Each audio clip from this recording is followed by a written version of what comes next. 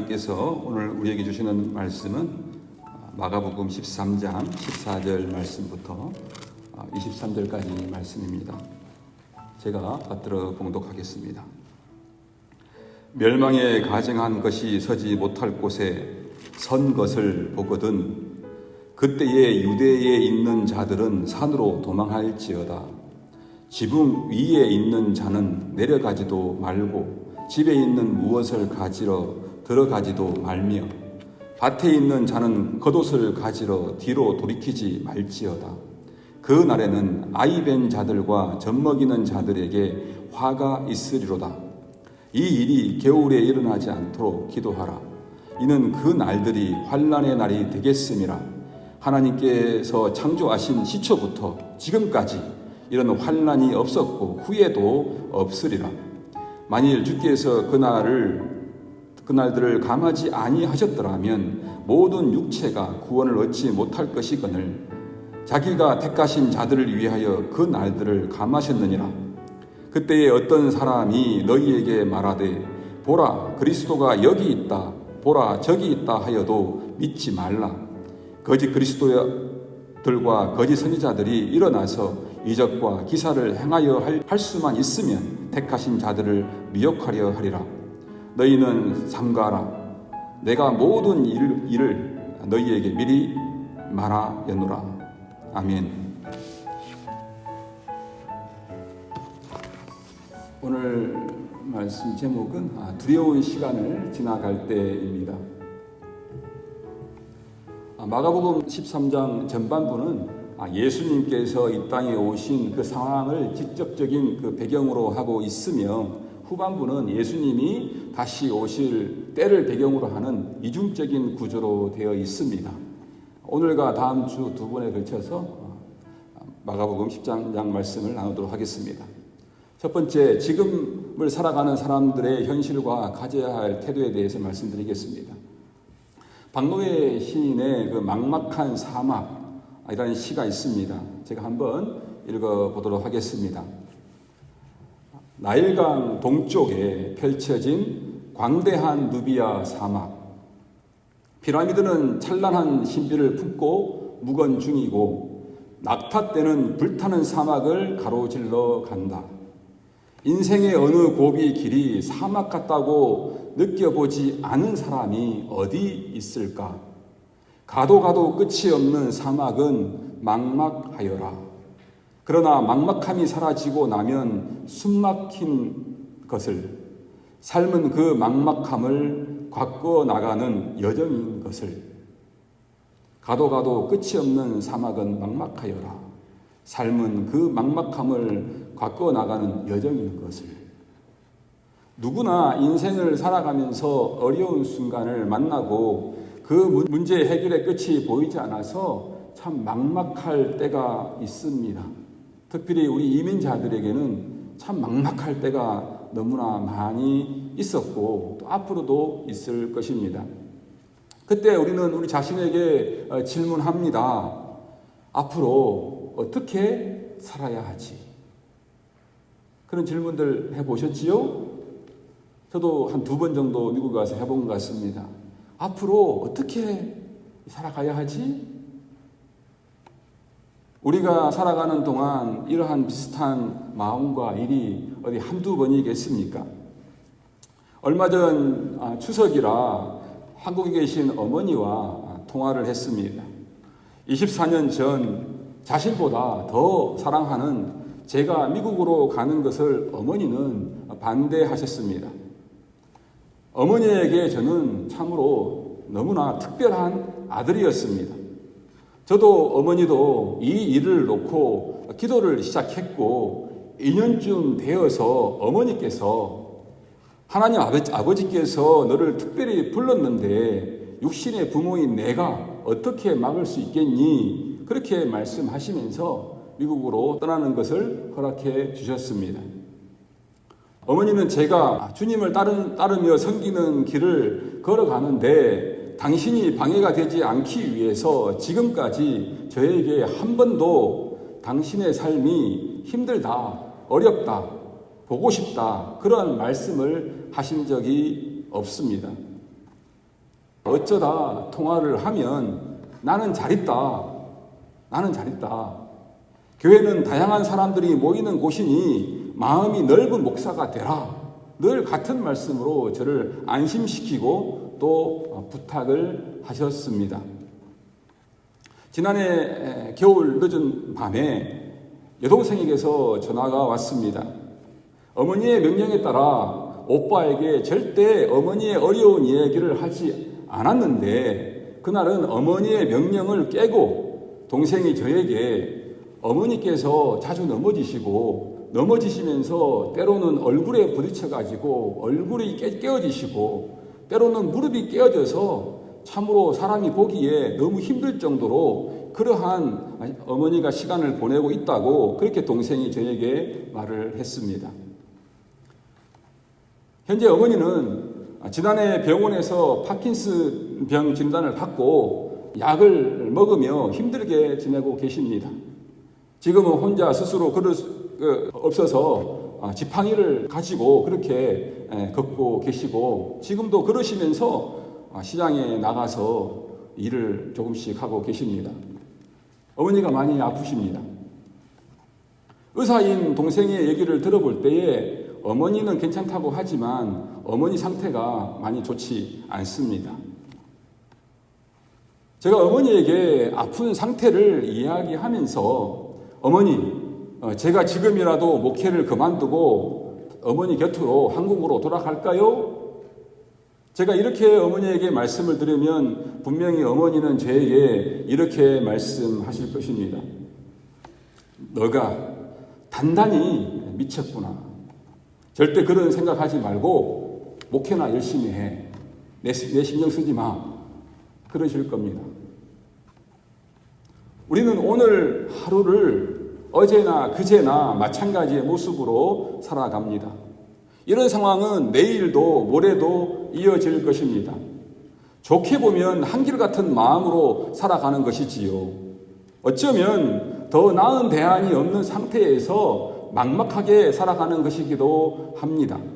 그러나 우리의 삶의 패턴은 가끔 어떠한 특별한 사건으로 인하여서 깨어집니다. 더 강력한 병, 또 죽음, 또 파산, 그러한 등등의 이러한 특별한 사건을 맞으면서 우리는 갑자기 정신이 번쩍 들듯이 그전까지 쭉 이어진 일상들을 되돌아봅니다. 그리고 내가 내일 죽는다면, 내 가족이 내일 모레 심각한 병에 걸린다면 이러한 특별한 일들은 매일 반복되는 일상이라고 불리는 내 삶의 모든 것들을 새롭게 평가하도록 강요합니다. 그리고 그 순간 이후로 내 모든 삶의 일상에 새로운 의미를 부여하고 삶의 우선순위가 무엇인지를 다시 정합니다. 그래서 어느 누군가가 이렇게 말했다고 합니다. 사람이 5분 앞을 미리 내다볼 수 있는 사람이 있다면 그 사람은 세상을 정복할 것이다. 저는 이렇게 해석하고 싶습니다. 누구든지 자신의 장래를 5분 미리 내다본다면 분명히 지금의 그 삶의 태도가 달라진다고 말입니다. 미련한 사람은 언제나 자신의 삶의 태도를 정당화합니다. 괜찮겠지. 그러긴 합니다. 오늘 내가 책 1시간 안 읽고 연습하지 않는다고 인생이 크게 달라지리야 하겠습니까? 때로는 아무 일도 하지 않고 놀고 있기만 했는데도 결과가 좋게 나오기도 하고 1시간 공부했는데도 희한하게 그때 풀어본 문제가 시험에 나오기도 합니다. 그러나 이러한 일에 재미들린 사람은 행운에다가 자기 인생을 걸기도 합니다. 하지만 어느 분야에서도 통하는 진실이 있습니다. 우리는 행운보다 노력에 인생을 걸어야 합니다. 이러한 마음으로 사는 것이 마땅합니다. 한치 앞을 내다보지 못하기에 인간은 확률의 인생을 걸어야 합니다. 끝없는 노력과 훈련은 우리가 실수를 할 확률을 줄이는 유일한 수단이 되기 때문입니다. 이 사실은 굉장히 중요합니다. 우리는 장래에 내가 무엇이 될까? 언제 내가 바라던 일이 실현될까? 그러한 데 관심을 갖습니다. 하지만 인간인 우리는 지금 내가 할 수 있는 일에 최선을 다하는 것입니다. 여기에서 우리는 장차 일어날 일에만 집중된 우리의 관심을 현재 우리가 할 일로 돌이켜야 할 이유를 발견하는 것입니다. 즉, 장차 일어날 일에 관한 지식은 필연적으로 현재를 사는 우리의 삶의 태도를 결정하는 것입니다. 13장 32절에서 우리 주님께서 이렇게 말씀하십니다. 그날과 그때는 아무도 모르나니 하늘에 있는 천사들도 아들도 모르고 아버지만 아시느니라. 아주 조심스러운 말입니다. 그러나 여러 정황을 볼 때에 적어도 마지막 때에 있을 일에 관한 우리 주님의 말씀들만을 살피더라도 우리 주님께서는 마지막에 일어날 일들에 관하여 모르실 수가 없습니다. 그러므로 이 말씀이 강조하고자 하는 것은 세상을 움직이시는 최종적인 권한이 하나님 아버지께 있음을 강조하는 것이라고 받아들이면 좋을 것 같습니다. 그런데 주님께서 바로 다음 33절에 이렇게 말씀하셨습니다.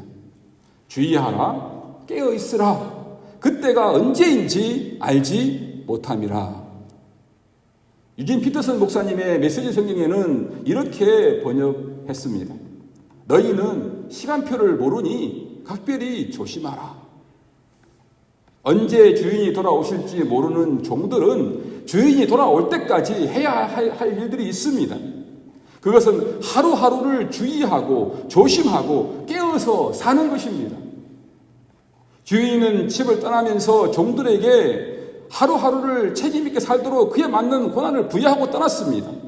그러므로 종들은 주인이 올 때까지 최선을 다해서 그리고 책임있게 하루하루를 살아내는 것이 옳습니다.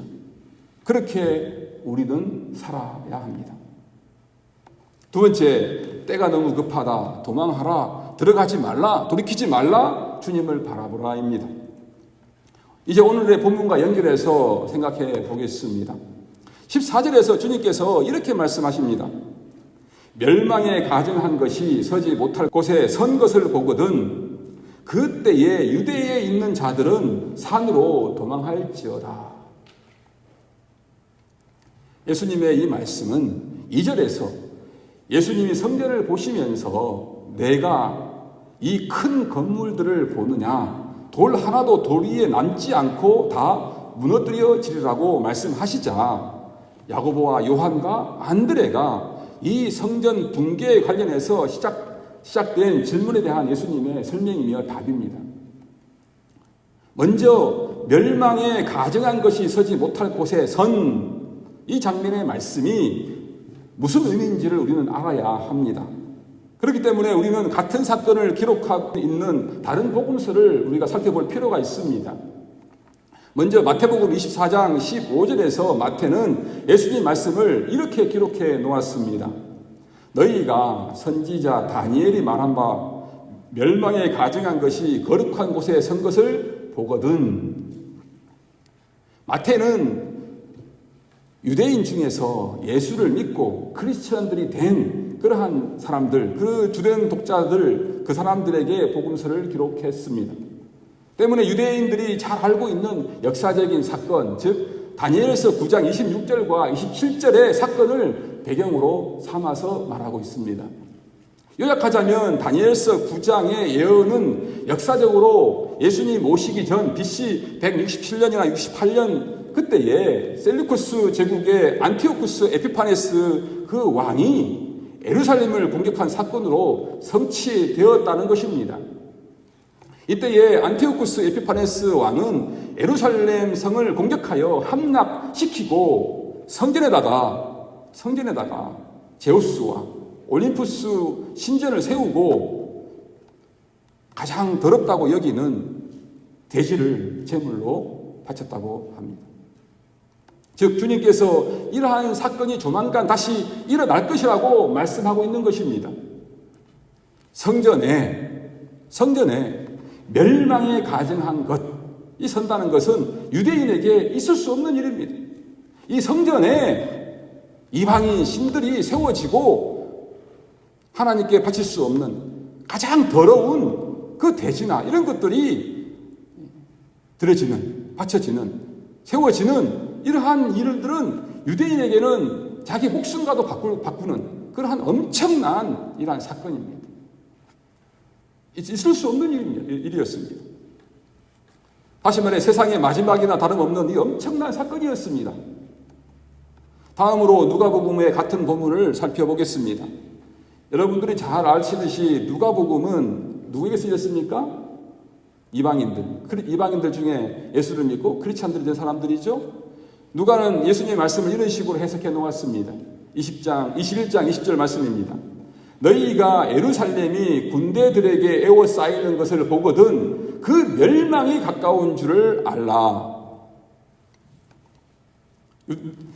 누가는 유대교에 관한 지식이 없는 이방인 크리스찬들을 주된 독자로 삼아서 이 때문에 누가복음은 좀 더 구체적인 사건을 가지고 예수님의 말씀을 이렇게 설명하고 있다고 보입니다. 그래서 역사적인 사건의 기록을 찾아보면 예수님이 오신 때부터가 AD가 되는 거잖아요. AD 67년, 68년 그때에 기살야 출신 요한 등이 400명의 열심당원들을 이끌고 성전을 점령했습니다. 불법적으로 자격이 없는 사람들을 대제사장으로 세우고 반대파들을 잔혹하게 처벌할 뿐만 아니라 성전을 모독하는 그러한 행위들을 했다고 합니다. 이렇게 더럽혀진 예루살렘 성전은 2년 후인 AD 70년 로마 장군 티토스의 지휘 아래에서 로마군에 의해서 점령되고 파괴되어 버립니다.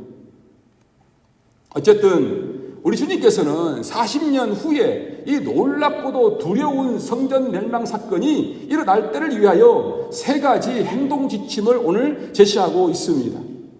첫째로 14절 하반절입니다. 그때에 유대에 있는 자들은 산으로 도망할지어다. 성전이 멸망하는 이러한 광경을 목격한 사람은 무조건 어떻게 해야 합니까? 어떻게 해야 됩니까? 도망가야 돼요. 도망가야 합니다. 그리고 이어서 15절과 16절에서 도망하는 자들의 태도를 좀 더 구체적으로 설명하십니다. 지붕 위에 있는 자는 내려가지도 말고 집에 있는 무엇을 가지러 들어가지도 말며 밭에 있는 자는 겉옷을 가지러 뒤로 돌이키지 말지어다. 지붕 위에 올라가서 한가롭게 쉬던 사람들은 멸망한 가증한 것이 서서는 안 될 거룩한 곳에 서는 그것을 보는 즉시 지붕 위에서 도망해야 합니다.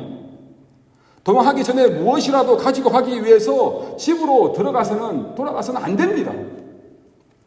밭에서 일하던 사람도 일하다가 성전이 멸망하는 광경을 보는 즉시 도망해야 합니다. 자기 판단을 믿거나 행운을 기다려서도 안 됩니다. 자기 힘으로 무엇이라도 대비하려고 하는 시도도 해서도 안 됩니다. 왜요? 때가 너무나도 급하기 때문입니다. 도망가기도 바쁜 그러한 때이기 때문입니다. 로마 장군 티투스는 예루살렘 성으로 들어가서 그 예루살렘 성을 불사르고 그 예루살렘 도시를 그 예루살렘을 파괴하고 수많은 성전을 불사르고 수많은 유대인들을 십자가에 매달아 죽였습니다. 로마의 군인들은 반란을 제거하기 위해서 그 강력한 그 두려움, 무서움을 주기 위해서 그 십자가의 사람들을 잔혹하게 죽였습니다. 그것을 보고 감히 어떤 반란을 다른 생각을 하지 못하도록 그렇게 엄청난 큰 벌에 처했습니다. 십자가에 매달아 죽였습니다. 성전의 멸망은 세상의 빛이 되라고 부르신 이스라엘이 자기 민족들에게는 공평과 정의를 시행하지 못했으며 다른 민족들에게는 우월의식과 배척하는 삶으로 하나님의 그 부르심에 순종하지 못하였다는 그 확증을, 버림받은 확증을 보여주고 있는 것입니다.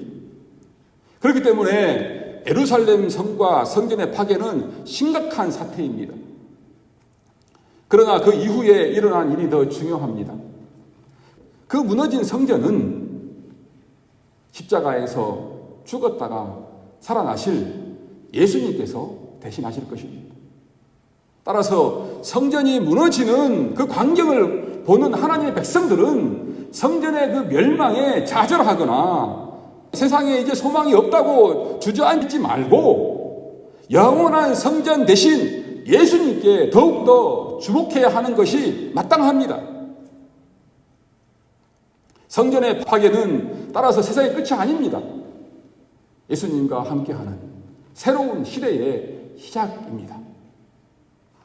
따라서 우리는 예수님께서 성전의 멸망을 보는 이들에게 도망하라, 들어가지 말라, 돌이키지 말라라고 단호한 그 행동을 요구하신 것처럼 우리도 그 이 두려운 시간, 이 무서운 시간, 앞이 보이지 않는 그 막막한 환난의 때에 무너지는 것에 미련을 두지 말고, 막막하다며 인생 어떻게 살아야 하지 막막하다며 주저앉아 있지 말고, 이럴 때일수록 더 마음을 열고 새로운 삶으로 인도하시는 주님을 바라보고 주님께 집중해야 합니다.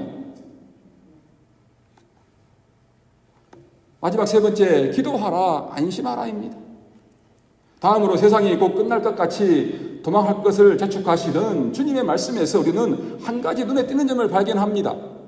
17절, 18절입니다. 그날에는 아이된 자들과 젖먹이는 자들에게 화가 있으리로다. 이 일이 겨울에 일어나지 않도록 기도하라. 장차 일어날 예루살렘 성과 성전의 그 파괴 사건은 사회에서 가장 연약한 부류에 속하는 아이된 자와 젖먹이는 자들에게는 더욱더 고통스러운 시간이 될 것입니다. 새로운 생명을 기다리는 기쁨도, 어린 아이에게 젖먹이는 그 행복도 기대할 수 없습니다. 몸 안에 있는 아기와 품 안에 있는 아기는 함께 전쟁을 피하여야 하는 여성들에게는 움직이기 불편하고 돌보기에 고통스러운 존재가 될 것입니다. 이 일이 겨울에 일어난다면 이 여성들의 고통은 더욱더 심할 것이 틀림없습니다. 유대 땅은 겨울이 우기철이잖아요. 겨울에 비가 내립니다. 비가 오는 겨울이 되면 이 비로 인하여서 땅이 파여지고 곳곳에 개천이 생기고 물이 지럭지럭하고 이동하기에 더욱더 어려울 것입니다. 어쨌든 예수님의 말씀은 진실하기 때문에 성전과 예루살렘 성의 파괴는 이제 피할 수 없는 미래의 일이 되었습니다. 그러니 이 일이 일어나지 않게 해달라고 기도해서는 안 됩니다. 하나님이 정하신 어떤 일들은 우리가 아무리 기도해도 반드시 일어납니다. 하나님이 정하신 일은 우리가 바꿀 수가 없습니다. 이미 일어나기로 예정된 일은 반드시 일어납니다. 기도해야 한다면 이 저주스럽고 고통스러운 일이 그나마 덜 어려운 시기에 일어나도록 기도하는 그 방법밖에 없습니다.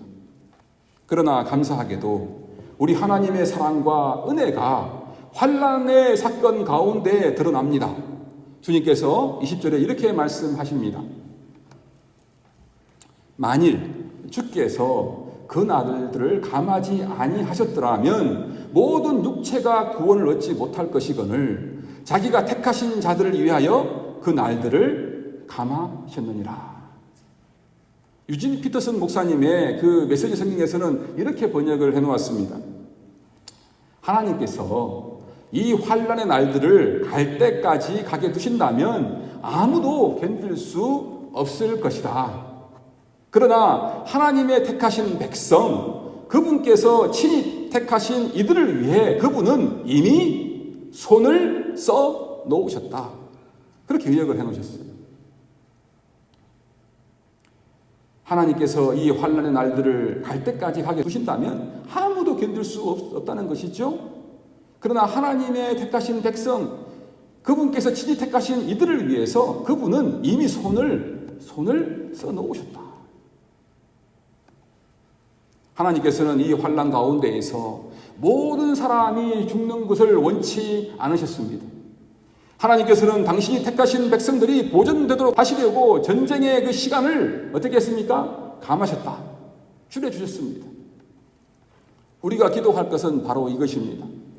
피할 수 없는 고통의 시간에 하나님의 사랑과 은혜에 근거하여 당신이 택한 그 백성들에게 구원을 베풀어 달라고 하는 이 기도, 그것이 우리가 할 수 있는 믿음의 태도입니다. 하나님, 너무너무 힘들지만 하나님 은혜를 베풀어 주십시오. 하나님 택하신 백성들, 하나님 구원을 베풀어 주십시오. 그렇게 우리가 기도해야 되는 것이 너무너무 마땅하지 않습니까? 엄청난 고난이 있고 환난이 있는데 기도하지 않는다면 그것처럼 잘못된 신앙이 있을까요? 그리고 이 기도와 구원의 가능성은 우리에게 가장 중요한 한 가지 사실을 가르쳐 줍니다. 그것은 이 모든 사건들이 하나님의 택하신 백성, 그분께서 친히 택하신 이들을 위해서 이미 손을 써 놓으셨다는 것이고, 주님의 그 손 아래서, 주님의 계획 안에서 이루어지고 있다는 것입니다. 그래서 두려움도 있고 하지만 기도하면서 하나님의 그 손길, 하나님의 계획을 보면서 하나님의 은혜를 생각하면서 하나님의 신실함을 생각하면서 안심하라 입니다. 그래서 우리 크리스찬들은 이 두렵고 힘든 시기를 지나가면서도 기도하면서 안심할 수 있습니다. 주님의 손이 우리와 함께하고 주님이 이미 우리의 앞으로 당해야 될 일들에 대해서 손을 써주시는 분이시기 때문입니다. 사랑하는 은혜와 평강교회 가족 여러분, 역사상 전 세계적으로 코로나19만큼 모든 사람들에게 환난을 주었을 때는 없었던 것 같습니다. 학교가 멈추고, 그죠? 온 세계가 이렇게 모든 사람이 영향을 받는 이러한 일이 초유의 사건 아닙니까? 정말 엄청난 환난 가운데 지금 우리가 살아가고 있습니다. 우리 얼마 전에 경화 입사님의 어머니 되시는 김영실 권사님의 1주년이 얼마 전에 지나갔잖아요. 10월 달에. 그리고 정 장로님이 이제 12월 달에 2주년이 됐는데요. 아내하고 늘 그 옆에 길을 옆에 살잖아요. 제가 왔다 갔다 하면서 이게 어떤 때 감사했어요.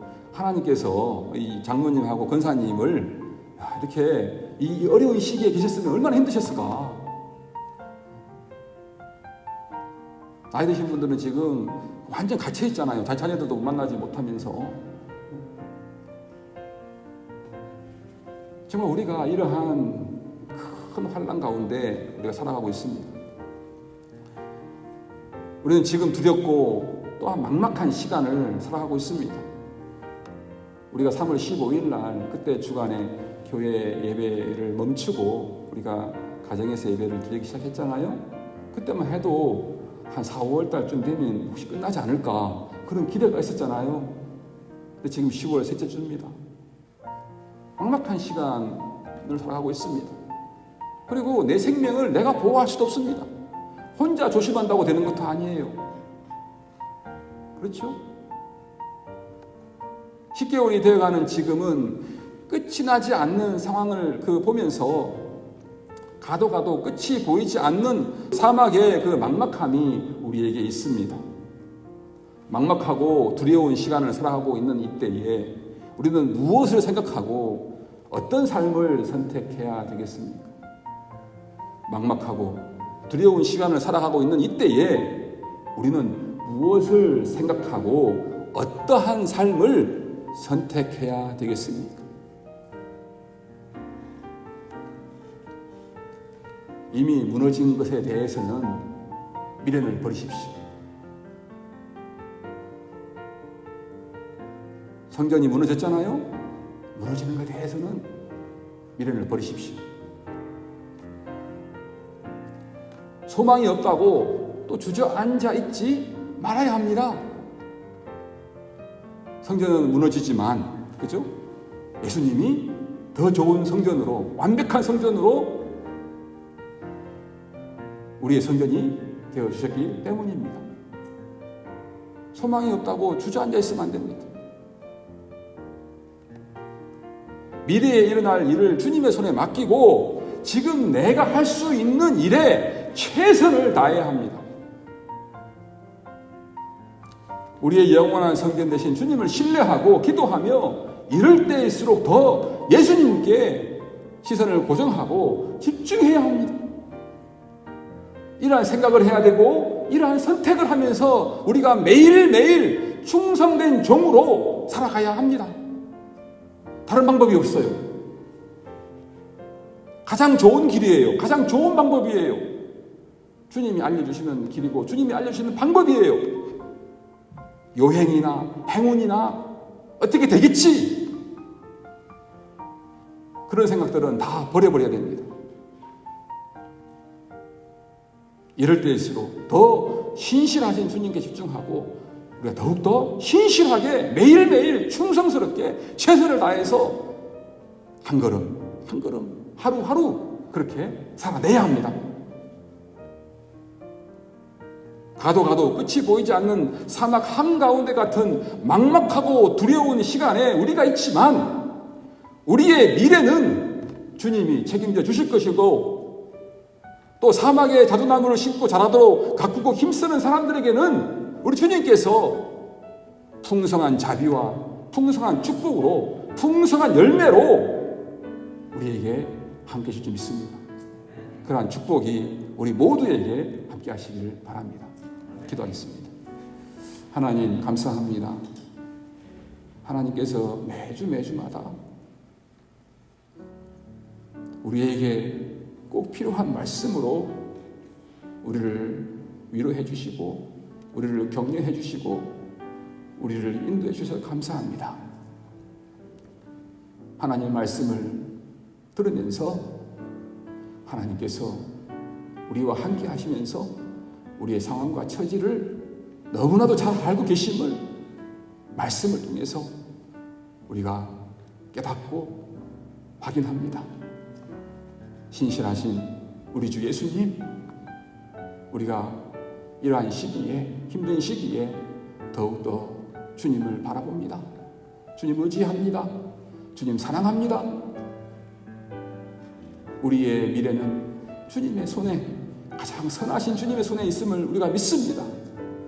그러한 믿음과 신뢰를 가지고 이 코로나19 이 어려운 시간, 막막한 시간, 사막 한가운데를 걸어가는 끝이 보이지 않는 이 시간 더욱더 주님을 바라보고 한 걸음 한 걸음 주어진 자리에서 충성스럽게 최선을 다해서 주님을 섬기게 하옵소서.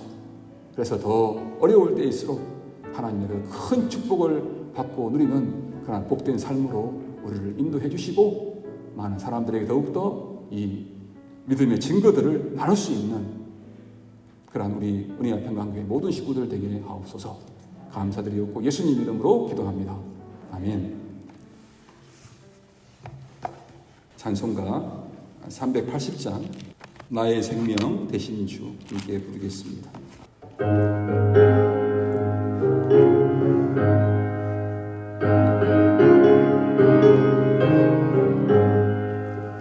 나의 생명 되신 주 주님 앞에 나아갑니다.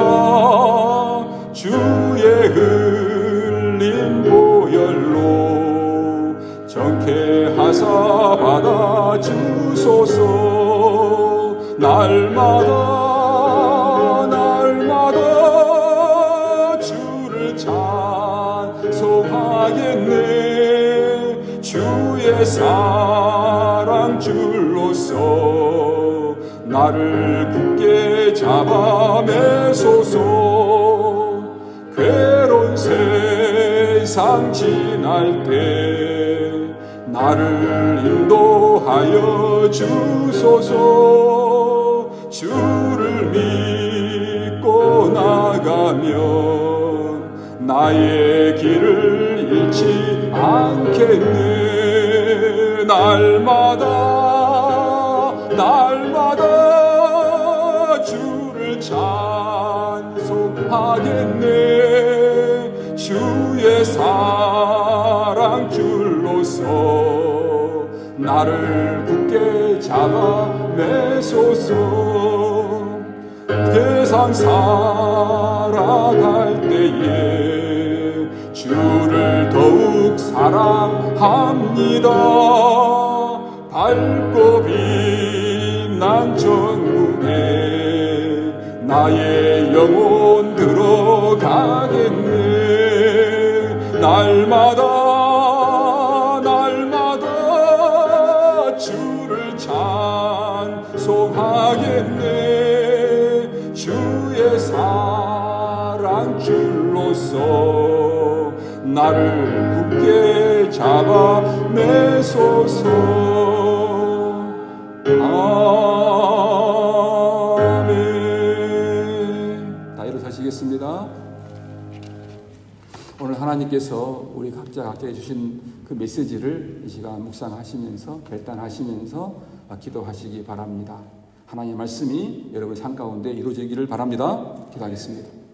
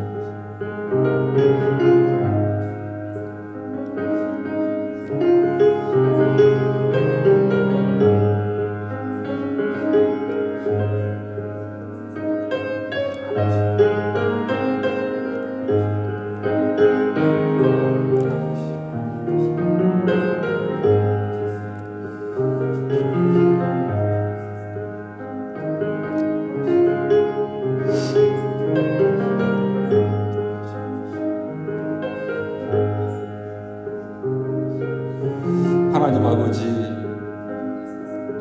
코로나19의 어려운 상황 가운데에서 개인적으로, 가정적으로 또 여러 가지 막막한 그러한 어려움 가운데 우리들이 있지만, 그럼에도 불구하고 우리를 사랑하시고 우리를 선하게 인도하시는 우리 주님을 더 사랑하고 믿고 의지해서 매일매일 주어진 자리에서 충성스럽게 주님을 섬기며 맡은 역할을 감당해 나가는 우리 은혜와 평강교회 모든 식구들 한 사람 한 사람 가정 모든 가정에게 하나님 크게 하나님 축복해 주시옵소서. 앞으로 더 큰 하나님의 그 선하신 그 풍성함을 받고 누리며 많은 사람들에게 풍성한 하나님을 증거하는 그런 복된 삶으로 하나님 인도해 주시옵소서. 이제는 우리 구주 예수 그리스도의 은혜와 하나님 아버지의 크고 놀라우신 사랑하심과 성령님의 인도로 교통 역사하심이 오늘 예배에 나와 하나님의 말씀을 듣고 새롭게 결단하며 주님을 따르며 섬기기로 일어서는 우리 은혜와 평강교회 모든 식구들을 위해, 특별히 지난주 생일을 맞이한 장성일 형제의 걸음 위에 이제부터 영원토록 함께 있을지어다. 아멘.